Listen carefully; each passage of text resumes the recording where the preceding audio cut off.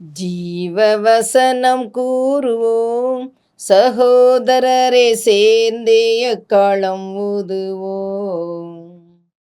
கர்த்தருடைய நாமம் உயர்த்தப்படுவதாக. கிறிஸ்துவுக்குள் அன்பானவர்களே, இந்த நாளிலும் ஜீவ வார்த்தை ஒன்றை கேட்போம்.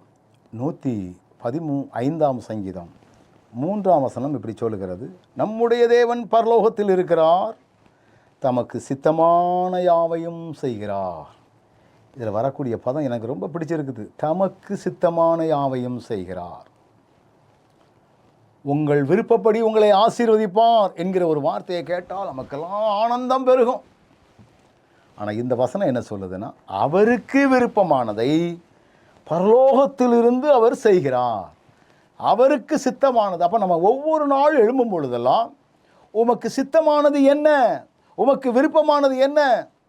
ஆண்டவரே, எந்த விருப்பத்தின் அடிப்படையில், உமக்கு விருப்பத்தின் அடிப்படையில் எனக்கு வருமானம் வர வேண்டுமோ, எப்படிப்பட்ட வேலைகளை நான் செய்ய வேண்டுமோ, எப்படிப்பட்ட காரியங்களையெல்லாம் நான் செய்ய வேண்டுமோ, எப்படிப்பட்ட பணிகளை நான் செய்ய வேண்டுமோ, அதற்கு தேவையான பலனை நீர் எனக்கு தாரும் ஆண்டவரே என்கிற சிந்தையோடு கூட நம்ம செயல்படுவோம். ஆண்டவர் அவருக்கு சித்தமானவைகளை அவர் செய்கிறவர். உங்களை எப்படி நடத்தணும் அவருக்கு தெரியும். உங்களை எப்படி போஷிக்கணும்னு அவருக்கு தெரியும்.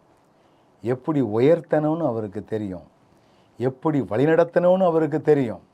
அவர் மிகுந்த ஞானவான். காரணம், அவர் பரலோகத்தில் இருக்கிறார். மனு புத்திரர்களை அவர் கண்ணோக்கி பார்க்கிறார்.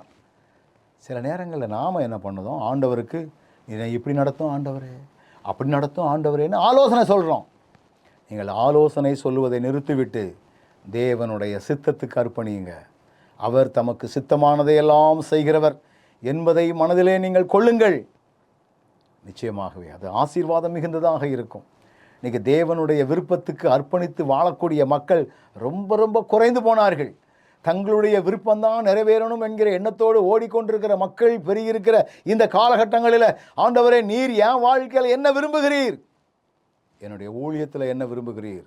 என்னுடைய வேலையில் என்ன விரும்புகிறீர்? எனக்கு வரக்கூடிய கணவன், எனக்கு வரக்கூடிய மனைவி எப்படி இருக்கணும்னு விரும்புகிறீர்? அப்படின்னு கேட்டு கேட்டு தேவ சித்தத்துக்கு அர்ப்பணிங்க. நிச்சயமாய் ஆண்டவர் ஆசீர்வதிப்பார். நல்ல ஆண்டவரே, உமக்கு சித்தமானதைகளை எல்லாம் செய்கிறவர் நீர்.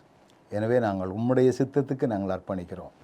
இப்படி செய்யும்னு கேட்க நாங்கள் ஞானமற்றவர்கள். உம்முடைய விருப்பத்தின்படி எங்களை வழி நடத்தும்.